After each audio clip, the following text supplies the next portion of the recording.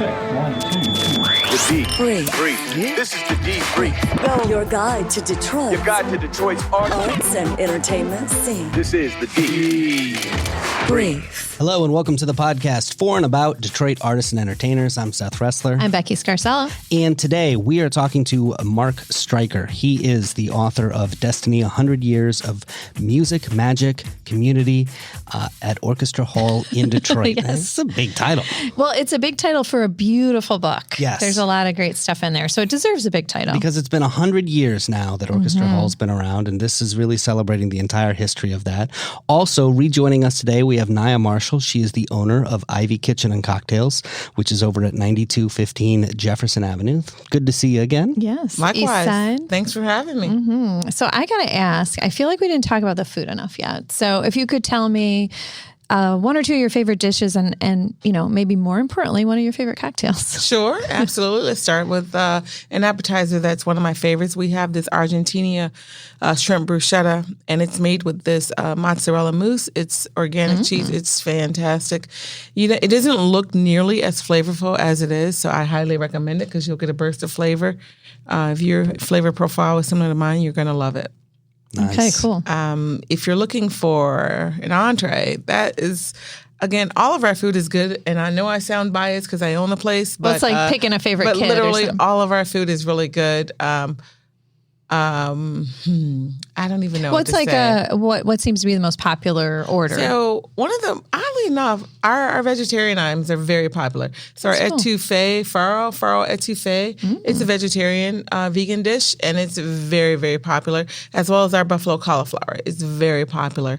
Personally, I like all of them, but I am partial to the shrimp pomodoro. It's a squid ink pasta. It has a white garlic wine sauce with Argentinian shrimp. It's black squid ink pasta. It's really good. It's fantastic, actually. Sounds fantastic. Well, and let's not skip the cocktails. Yeah, I know. That part's Get important. to the Oddly booze. enough, my favorite cocktail starts out as a mocktail. So we have something called a rosemary blueberry smash. And what it is fresh rosemary, fresh blueberries with a little bit of raspberries, and it's muddled together with a little bit of sparkling water, fresh mineral water, as well as I typically add tequila to mine. Oh, okay. Depending on what kind of day you're having. No, I 100% appreciate that because it sounds amazing just as it is. And sometimes I don't want to drink, but I don't want to just drink water. I might want something a little nicer and with some fruitiness or whatever. But then other times I'm like, oh yeah, throw some vodka Have a cocktail, in. Yeah. absolutely. So we have cocktails, mocktails, as well as in-house sodas. So That is great. I appreciate that. Well, we're glad you're back. Hang out. Have a good time.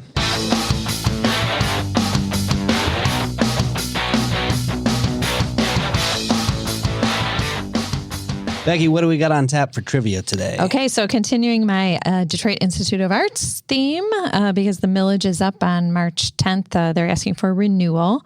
So, simple question. We'll see if you get this one. When was the DIA founded and where was it originally located? Wait, it wasn't where it is? Nope. No, Yeah. I know this. Did they move it or did they just build a whole new building for it? Built a whole new building. They did. Yes. Okay, so here's the choices for the year it was founded. 1921, 1885, 1912. 1912. How come you can't put these choices in order? Every time there's numbers, it's like 3, 410, -5. Oh, sorry. Okay, I'll dumb it down for you next time. All right. So 1921. How about this?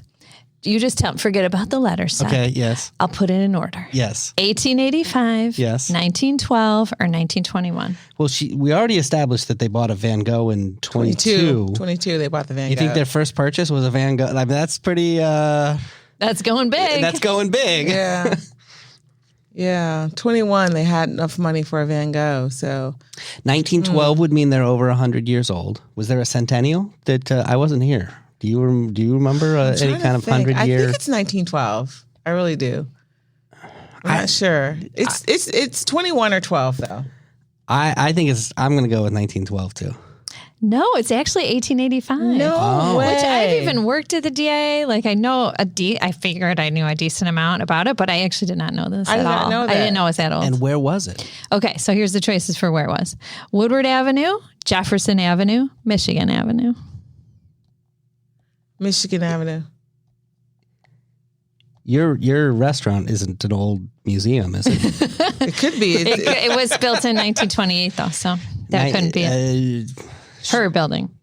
And the current building, the current DIA, of course, is on Woodward Avenue, and that was built in 1927. I'm going to say it was on Woodward and they just moved it down Woodward. Couple blocks. Yeah. Unfortunately, you're both incorrect. It was on Jefferson. No way. Again, I didn't know that. Where? 1885. I wonder. What was the address? Do you know? I don't I know have the it. numbers of Jefferson like crazy. Okay. Well, we can look it up. I Yeah. thought Michigan Avenue only because it's an old Yeah, corridor. the brick streets. Yeah, it's an old corridor. So I thought Michigan Avenue. Yeah, I totally would Yeah. not have gotten this right. So we all learned I something. wonder where. I'm going to look that up. Yeah. Yeah, I'm going to find out. We're going to do some homework. Yeah, because you Yeah, don't have I'm enough to do.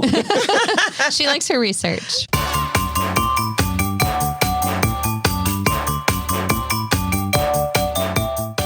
Naya, something that we do from time to time on the show is that we have an expert call in, somebody who is smarter about something than Becky and I are. And one of our favorites is Mark Stryker. This man's amazing. I mean, this is one of my favorite interviews that we did last year, Becky, was with Mark when we came in and talked about the book Jazz in Detroit, which he wrote. He's got a new book. It's called Destiny, 100 Years of Music, Magic, and Community at Orchestra Hall in Detroit. And he was just inducted into the Michigan Journalism Hall of Fame. Mark, thanks so much for joining us. Thanks for having me. It's always a pleasure. Well, first of all, congratulations. Yes, This yes, is, absolutely. yeah, that's quite a feat. That's quite Thanks an honor. for still talking to us. Right.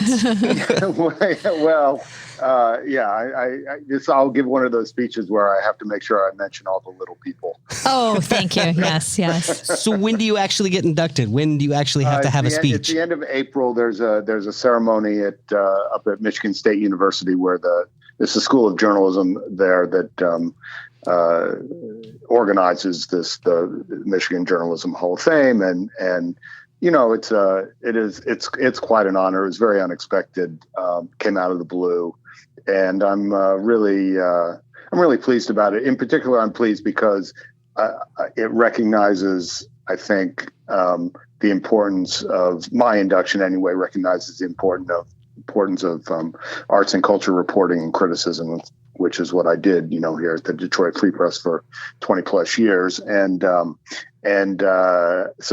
that I'm really happiest about the idea that I'll be able to sort of shine a spotlight on what I think is really important, which is arts and culture reporting. That's excellent. It really does make a statement endorsing that. That's very cool. So let's talk about Orchestra Hall, because they are celebrating 100 years this year. And you've written this fantastic book all about it. I mean, what are some of your favorite gems that you discovered in doing all the research for this? Well, what's fascinating about Orchestra Hall, which opened in October 23rd, actually, 1919. So we are in this is the 100th season. We celebrated the anniversary, the actual anniversary in the fall, and then the DSO is celebrating the centenary all year. And what's one of the things that is so fascinating about Orchestra Hall is that while it was built for the symphony in 1919, the symphony left in 1939 for a variety of reasons, some financial, some demographic changes in the city.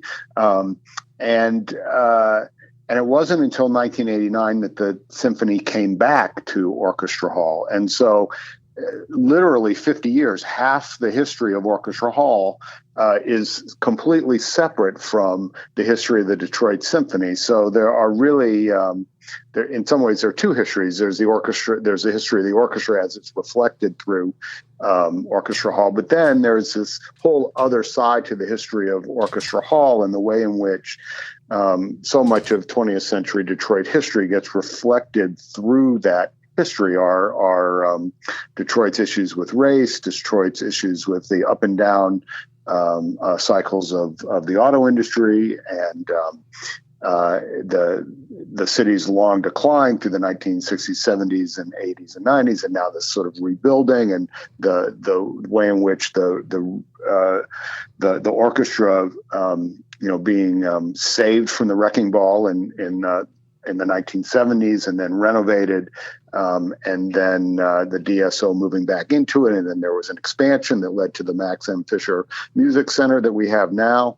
And so you see in the history of Orchestra Hall a reflection of so much of Detroit's history itself through the 20th century, which I found really fascinating to sort of chart. Yeah, it's sort of like as a city goes, so do its cultural institutions, right? Because so much is tied up in philanthropy and corporates being able to give money to it and citizens being able to pay to go. Absolutely. And I mean, the what you see when you look at the history of Orchestra Hall is just how connected culture has been to the growth and the aspirations and the majesty of this city at its best. And I think it's. When you stop and think that this Orchestra Hall was built in 1919, and we're right on the cusp of the 1920s, and the first 20 years of the century have been an incredible boom time for Detroit. And so you see in the expression of Orchestra Hall, this a city sort of feeling its oats and having aspirations to being a great world city. And a great city needs great culture. And it's no coincidence, say, that the Orchestra Hall gets built in 1919, the Detroit Institute of Arts, opens in 1927. These are all part of a grand expression of what's happening in the city in those days. And then through the Great Depression, you see how the orchestra struggled and nearly went out of business, and then in fact does go out of business. And after they leave Orchestra Hall, and then through the 1940s and 1941 to 1951, Orchestra Hall is turned into the Paradise Theater, where it becomes this great home for jazz and the best in black music and entertainment, and Billie Holiday and Duke Ellington and Count Basie and Dizzy Gillespie and Billy Eckstine and Ella Fitzgerald, all these heroes played at Orchestra Hall, then the Paradise Theater through the 1940s. And so you see the reflection of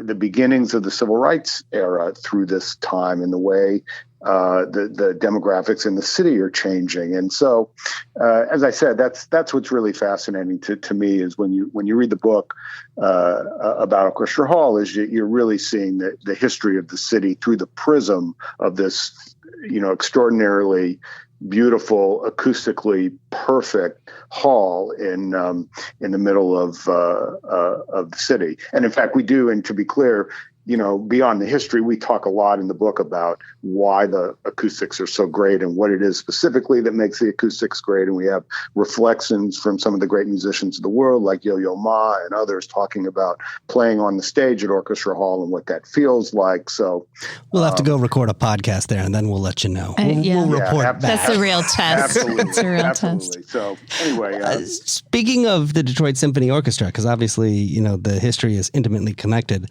they've got a new music director over there. Yes, this is very exciting. Yader Bignamini, who is a 43-year-old Italian, was just named the new music director of the orchestra last month, succeeding Leonard Slatkin. And Bignamini, he officially starts his tenure next year. But orchestras don't. They don't name new music directors very often. I mean, Slatkin came in 2007, was named the new music director, and then starting in 2008. And then before that, you go back to 1989, 1990 with Neme Yarvi. So it's only, once every 15 years or so do we name a new music director. And it's an exciting time. He's a young man, 43. He came to guest conduct. He actually filled in for Leonard Slatkin in at the end of the season in 2018, Leonard was ill and couldn't conduct a concert version of Puccini's Turandot opera. And Beniamini was a last-minute substitution, and he came in. He has a strong background in opera, and he just blew everybody's socks off in this performance and the week that he spent working with the orchestra. And so they, arranged quickly to get him back as quickly as they could. He conducted here in the fall, just this last fall. And they moved very swiftly to secure him. The musicians are very excited about him. He's a very expressive musician, has a sensitive ear for color, for dynamics. He's a very personable, very charismatic. So they're very excited. He is, I will say, he is young. And he doesn't have much of a track record, so it's going to be interesting. He is not particularly well known around the world yet. He's still, I would say he's still kind of has a rising reputation. He's conducted once at the Metropolitan Opera, a couple of times at the Santa Fe Opera, but he hasn't done much guest conducting of American orchestras yet. He's sort of just making the rounds. So the DSO they feel like they're getting somebody with a great deal of promise, someone that they can, with whom they can grow together. But we'll have to see. We don't know much about, his ability to lead an institution. He's never had a music directorship, certainly not at this level. And I don't believe he's been a music director at any level yet. So, so this is the big leagues. He's stepping up is what you're saying. Yeah, and conducting, being a music director of an orchestra like the Detroit Symphony it's a big job. It's not just about conducting great concerts. That's the baseline. You got to be able to do that. But what are your institutional priorities? What are your programming priorities? What contemporary music do you know? What repertoire is essential? What American music do you know? How do you propose to help the DSO weave itself further into the fabric of civic life? And well, let's talk about that, because the DSO is very involved in the community. I mean, I don't know how that compares to other cities, but I always see announcements about events and things that they're doing outside of just Orchestra Hall. Well, yes. I mean, the orchestra in the last decade has they've developed adopted a mantra to become the most accessible orchestra on the planet, and that you could see that in the way it does these regular series of concerts out in the neighborhoods, all over the suburban areas in Detroit, as well as playing at Orchestra Hall, and you see it in the weekly webcasts that are broadcasts for free. Naya, can you fit an orchestra over there at Ivy Kitchen and Cocktails? I can, actually, a small quartet. A quartet. Yeah. You know what? If you called the DSO and you said, I want to put an orchestra in a bar, they absolutely would do Yes, that. they would. So, oddly enough, I have had a quartet there. The students from Schoolcraft College have performed there. They rocked out on 2 occasions, actually, at Ivy. So there you go. We love all genres of music at Ivy. So, I think the point here, the larger point is that, yes, the DSO is involved in the community in a very significant way. And when you take on the leadership of a place like the Detroit Symphony, it's not just about how great you can conduct Mahler and Beethoven. There's this, you are the figurehead, you are the most important musician by definition in the classical music world now in the city. And there's leadership that comes with that. And so I have no doubt that the DSO leaders think that Beniamini can handle all of that. That's part of why they hired him. But it is true that he does not come in with a track record in the way that, say, Leonard Slatkin, who is very experienced, had been at major posts for decades before he came to Detroit. So we knew what we were getting there. With somebody like Yoder, part of the excitement, of course, is that we don't quite know what we're getting. So we'll all kind of find out together. It's a bold choice. If he needs a tour of the city, he can come talk to Becky over here. Yes, I'd be happy to. So, Mark, thank you so much for joining us. If people want to check out the book, Destiny, 100 Years of Music, Magic, and Community at Orchestra Hall in Detroit, and learn a lot more, and I know that this has been a big project for you, where do they go to get it? The only place at the moment to get it is down at Orchestra Hall itself. I tell you, the initial print run was so successful that we are now in the process of sort of a second printing. I know they still have some copies down there for sale. Maybe your listeners will sell out the rest of this first run, and we'll have to. But we're already printing more, so that's the one place to get it at this point. Jazz from Detroit. I should plug my own book. You can get at BookBeat out in Oak Park. You can get it at Source Booksellers in Detroit, through any of your favorite online sources and all of that. Cool. Well, Mark, thank you so much for joining us. It's great to talk to you. Always great to talk to you. Thank you.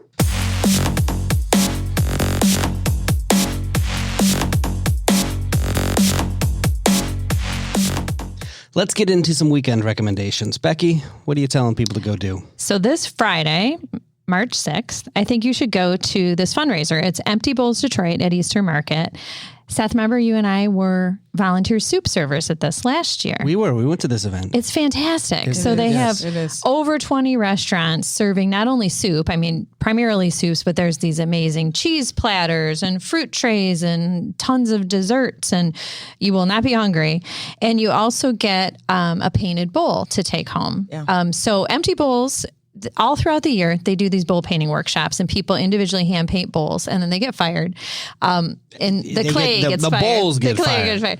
The volunteers don't get fired. They are welcomed back.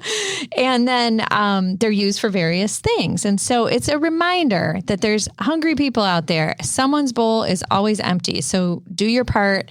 We can all stop hunger, one bowl at a time, basically. Absolutely. So there's various price ranges of tickets. You can still get one and show up there in Eastern Market. 100% of ticket sales go to Cass Community Social Services to help feed hungry people right in our city. So you can get tickets and find more information on Eventbrite or on Facebook, just Empty Bowls Detroit. Yeah, that was a fun event. It was really great. I really enjoyed that. And there's always a great turnout. There's musical entertainment. Last year's apropos.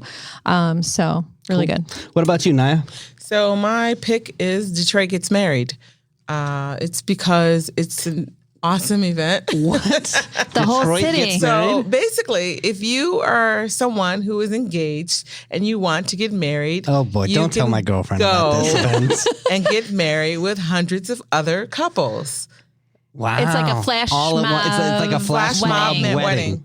Definitely. That's and what's great cool. about it is because these people get really creative with their wedding day. You know what I mean? It's not like a traditional, obviously, there's nothing traditional about this, but their attire, the food, the everything, it's a very cool event. I actually attended once before Unveil Out, haphazardly, of course. I happened to be there. Oh, right. And it was just very fun, and it was exciting to attend. This seems like it would also be an affordable way to get married. Absolutely. Especially if Very this is memorable. your third, fourth, fifth wedding. Well, okay. This may be the way to do it. I hope to not have that situation. Right, but, absolutely. But you never know. Some do. So. Yes, absolutely. And if you are seeking to get married, then that's a place that's for you really to go. cool. I kind of want to go just like check it. Where is it? Yeah, this so it's year? at Masonic Temple Inside Masonic this year. Temple, Yeah, okay. it's been on Belle in the previous years, and this year it's at Masonic Temple. And everybody says, I do at once. It's just I like a do. whole chorus. Yeah. of- Throws Very- the bouquet. You may or kiss If you the something. have a bride. bouquet, absolutely. Wow. Love it. Cool. All right. I want to mention something that's happening. The internationally acclaimed photographer Farah El Qasimi has a residency exhibit. It's actually being shown at the Wayne State Undergrad Library. And these are photos. She spent a month photographing Detroit's Arab American community. And now they're putting this up. This is another one of those things with Wayne State and the Knight Foundation and so on and so forth. Super cool. But yeah, I mean, I always like it when photographers just go and spend some time, in various communities and take photographs and seeing what they come back with. We've seen a number of exhibits like this. That Yeah, like at the library or just Scarab Club, different places. Yep. Yeah. So there, go check it out. It's going to be at the Wayne State Undergrad Library for a while.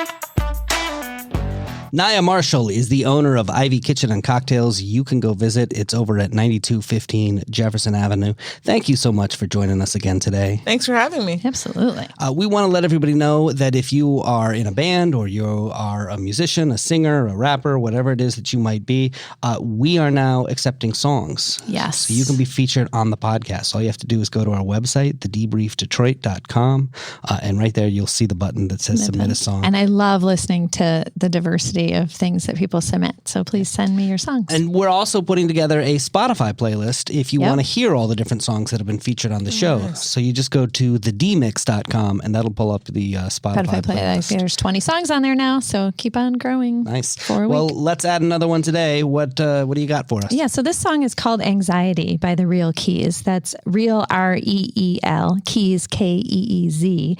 So this guy, his real name's Barry.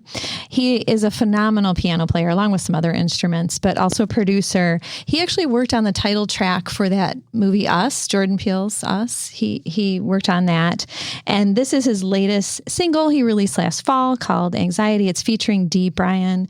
And I almost want to call it anti-anxiety because, well, you'll hear it, but it's very sort of relaxing, but also groovy and has a really cool monologue in the beginning. So it makes you feel like you're getting past the anxiety. All right. Well, here it is, your daily dose of Prozac. Until That's tomorrow, right. Detroit's moving. Keep up. So based on the place that I am in, even in life right now, just anxiety is really, really bad for me. I overthink like crazy. And anybody that suffers with anxiety like myself, you know that one thought can turn into a million thoughts within the matter of seconds. It's a true snowball domino effect. Like it just gets bad within a matter of seconds. So, you know, after hearing the track, and it's like a mellow beat, but it's upbeat, but it's kind of got this melancholic kind of feel to it, but it's like triumphant in a way. I don't know. It's just, I was listening to it, and I thought to myself, name it anxiety.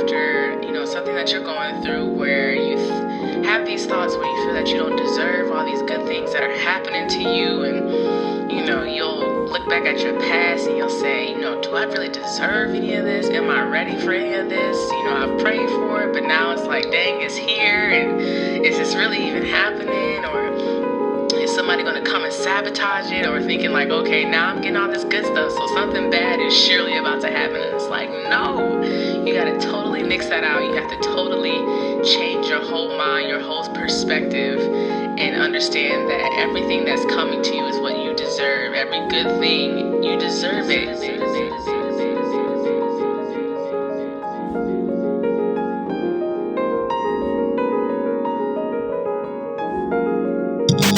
The D Brief. Your guide to Detroit's arts and entertainment scene.